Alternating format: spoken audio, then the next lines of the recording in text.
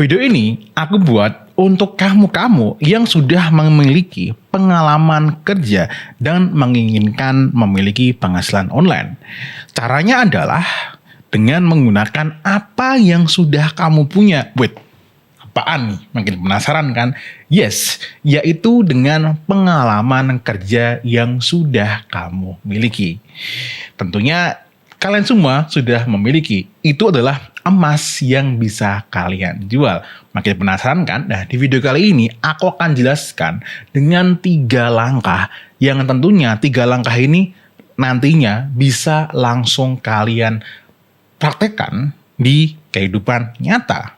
Oke, dan apa yang akan aku share ini bukan cuma sekedar omong kosong karena sudah aku lakukan juga sejak 2019. Buktinya adalah siap-siap aku akan ngeblow up screenshot. Ding ding ding ding ding ding.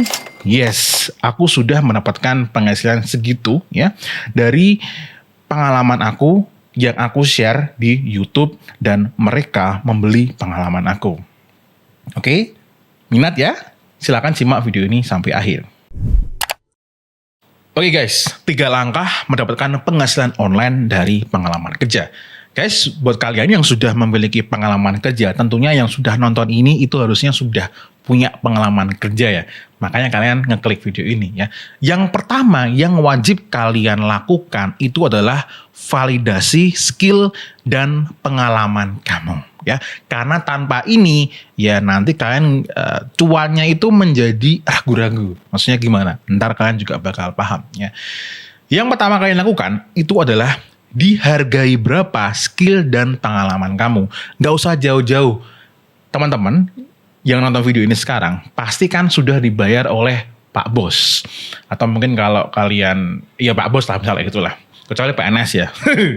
Itu di luar pembahasan ya. Kalau kalian yang kerja di suatu instansi yang menggunakan skill dan pengalaman kalian, pasti kan kalian dihargai oleh Pak Bos kalian gitu.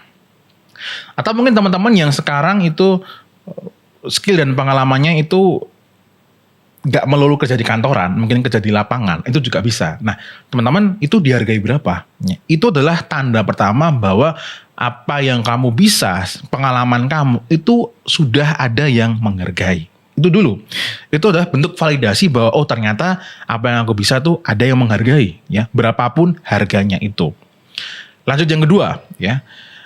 Itu kan tadi di dunia offline, ya, di tempat kerja kalian. Yang perlu kalian lakukan berikutnya adalah apakah di dunia online sudah ada yang menjual skill dan pengalaman kamu. Coba kamu cek, entah di YouTube, entah di Instagram, entah di TikTok, entah di Twitter, entah di Thread, kalian cari ya figur ataupun instansi yang menjual skill dan pengalaman mirip-mirip dengan kamu. Coba dicari. Mungkin ini nggak akan kelar kerjaannya sehari 2 hari, mungkin bisa sampai sebulan gitu ya. Tapi kalau bisa lebih cepat ya lebih bagus lah. Kalian cari gitu. Tak kasih contoh ya. Di luar sana ada seorang mbak-mbak ya di Instagram ya, orang Indo BTW. Dia ini dulunya bekerja sebagai seorang manajer gitu. Manajer di perusahaan keren lah gitu. Terus dia resign ya. Terus dia menjual pengalaman dan skillnya dia sebagai seorang manajer ke audiensnya di online gitu. Jadi mereka yang ingin mau menjadi manajer ya, mau berkarir menjadi manajer gitu kan, bisa belajar dari dia. Kenapa mereka mau? Karena mbaknya ini punya pengalamannya gitu. Nah, misal kayak gitu, oh ternyata ada loh yang kayak aku sebagai seorang manajer gitu kan, itu ternyata skillnya bisa dijual dan pengalamannya, misal seperti itu. Nah, tentu nanti kalian akan menemukan juga ya teman-teman, entah kalian sebagai seorang manajer kayak tadi, mungkin kalian juga ahli di bidang operasional, atau mungkin di bidang accounting dan sebagainya itu, kalian menemukan figur-figur yang mirip seperti kalian. Nah, itu pertanda, oh ternyata di dunia online ada yang jual. Nah, ini pertanda baik dan buruk. Baik berarti ada marketnya, yang buruk adalah sudah ada kompetitornya. Oke, lanjut. Yang ketiga adalah apakah ada yang menghargai lebih mahal? Tentu dengan ada berbagai macam orang yang menjual, harganya akan bervariatif tapi juga bisa harganya mirip-mirip.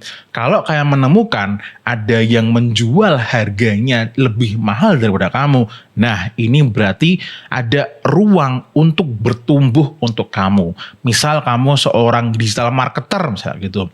Di perusahaan kamu sekarang dibayar let's say ya, misal di angka 3,5 atau mungkin 5 juta kayak gitu.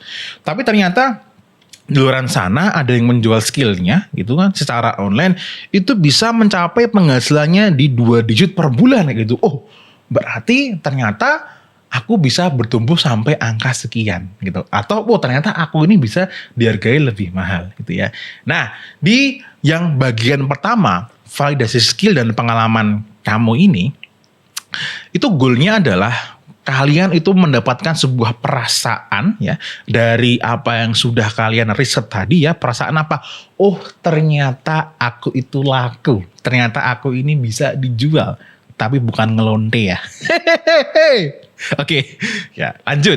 Ya, lanjut yang ke bagian yang kedua. Ya, ini BTW penting sekali ya. Kenapa kan harus merasa ada apa ya? Diri kalian itu merasakan bahwa diri kamu sendiri itu berharga. Karena kalau kamu sendiri nggak merasa berharga, ya siapa yang mau menghargai diri kamu?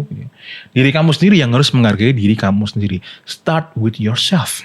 Yang kedua adalah mengemas skill dan pengalaman menjadi produk digital. Ya, setelah kalian udah ngevalidasi nih, oke, skill dan pengalaman aku bisa dijual. Ada yang mau membelinya gitu kan. Nah, langkah berikutnya ya kamu kemas tuh skill dan pengalamannya menjadi produk digital yang memang mau dibeli gitu.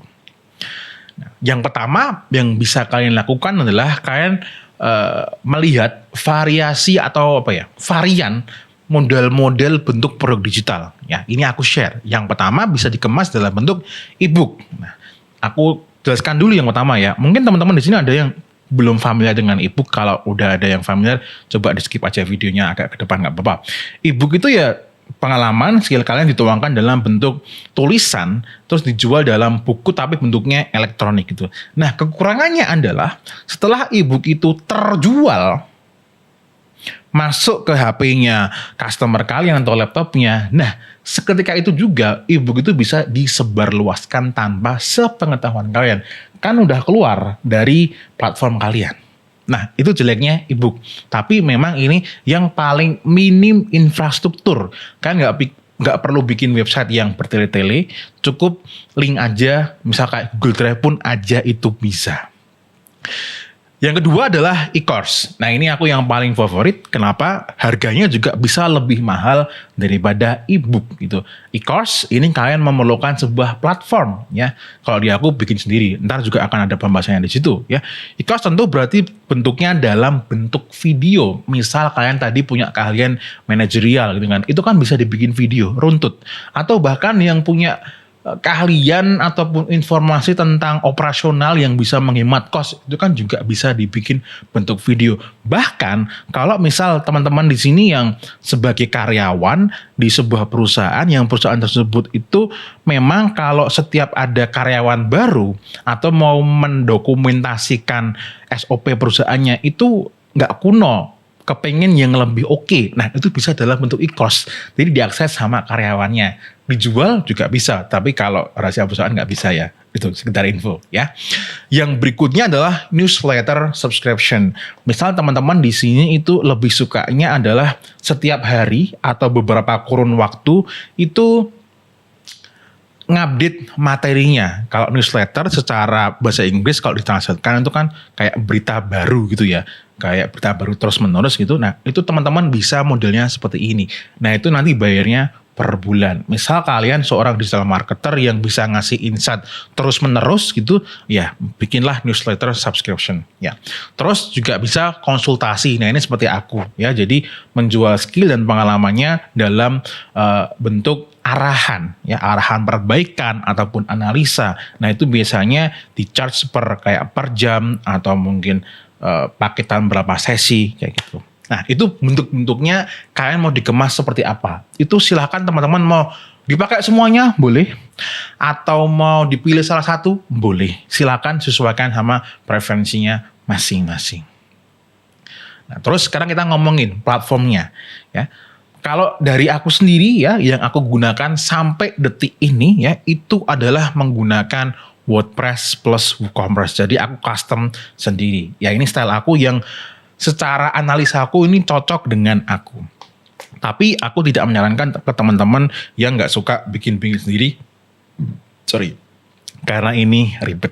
Oke. Nah, yang ketiga adalah sewa platform bulanan seperti kayak Mayar ataupun LYNK gitu kan, Link gitu ya, atau Skalive gitu. Nah, ini kalian bayar berbulan kepada platform-platform ini. Jadi kalian nggak perlu mikirin kayak website down kayak atau apa, itu sudah tanggung jawabnya mereka. Cuman kekurangannya ya terbatas, harus mengikuti platformnya ini.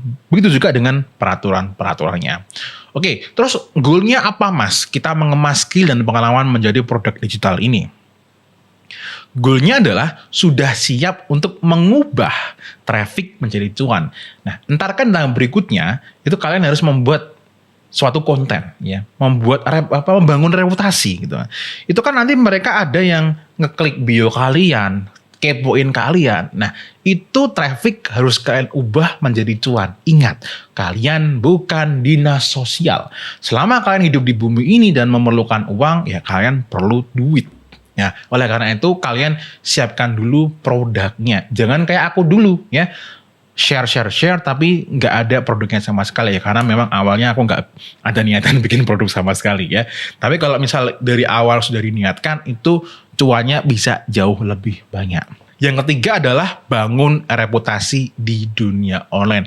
Bahkan kalau kalian iklan sekalipun, ini tetap wajib dilakukan karena harus menyelesaikan siapa lo. Oke, penjelasannya. Jadi kalau pakai cara aku ya, bikin konten minimal banget itu 1 kali seminggu di YouTube. Kenapa YouTube?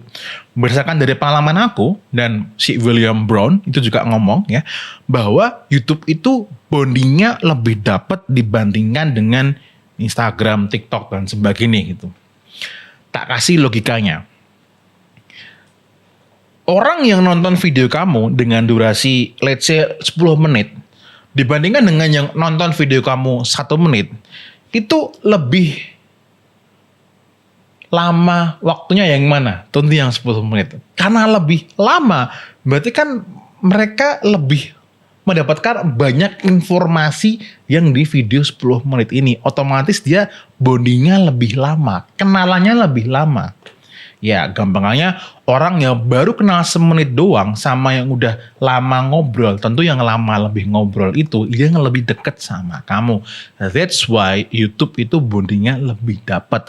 Tapi bukan berarti gak boleh bikin konten di tempat yang lain. Silahkan ya. Cuman kalau di aku itu YouTube menjadi primary-nya. Oke? Itu. Terus konten seperti apa mas yang aku buat untuk menarik audiens, untuk membangun reputasi ya. Jadi konten yang dibuat adalah mendemokan value yang kamu miliki dengan menjawab masalah di market kamu. Misal nih, kamu tadi seorang manajer gitu kan. Itu kan masih di luar sana ada permasalahan-masalahan di dunia manajerial gitu kan. Nah, itu bisa kalian buat video seperti itu. Misal gimana caranya manage 10 karyawan, atau mungkin kalau kamu itu menghadapi permasalahan dengan karyawan gimana cara mengatasi dan sebagainya. Kalau di aku di Meta Ads misalnya gitu kan, gimana caranya mengatasi iklan yang boncos atau mungkin yang agak expert. Misal ternyata iklan yang boncos tidak melulu salah teknisnya dan sebagainya kayak gitu ya. Dengan kalian membuat video seperti itu, kan orang nanti akan mencari di YouTube tuh, akan nge-search gitu kan. Nah, ketika video mau muncul dan mereka melihat video kamu, nah kamu akan dianggap, oh orang ini bisa menyelesaikan masalah aku. Dengan seperti itu, maka goalnya adalah ya jadi kalian bikin video itu bukan mencari followers jutaan, tapi agar audiens menganggap kamu sebagai figur otoritas sehingga audiens itu mau beli produk kamu. Karena apa mau beli? Ya kamu sudah menyelesaikan masalahnya mereka. sudah dianggap figur otoritas. Oh, orang ini tahu, punya pengalaman. Syukur-syukur value yang kamu demokan itu, kamu bukan cuma sekedar nyomotin video kamu bahas, tapi kamu punya pengalaman, terus kamu bahas. Nah, jadi orang melihat kamu sebagai figur otoritas. Itu yang aku lakukan sejak 2019 ya. Jadi rata-rata klien aku yang bayar aku, entah beli e-course, entah konsultasi ya, itu semua lewat YouTube. Mereka praktekkan apa yang aku share, mendapatkan manfaat, lalu menjadikan aku figur otoritas, baru mereka mempertimbangkan untuk membeli entah e-course ataupun bayar konsultasi dan sebagainya itu. Sampai detik ini, dan kalau kalian memang merasa cocok dengan aku dan setuju dengan apa yang sudah aku sampaikan, dan kalian ingin memperdalam lagi gimana caranya mengubah skill dan pengalaman menjadi produk digital yang siap dijual, silakan teman-teman bisa ikut programnya. Caranya dengan klik link di bawah. Ini masih waiting list. Aku masih mengumpulkan orang-orang yang berminat. Oke, gitu aja di Fusik pada video kali ini. Di digital creator nomor berapa ini aku lupa. Sampai jumpa di video-video yang berikutnya. As always, may we always live in prosperity. This is Fusik signing off. Bye-bye.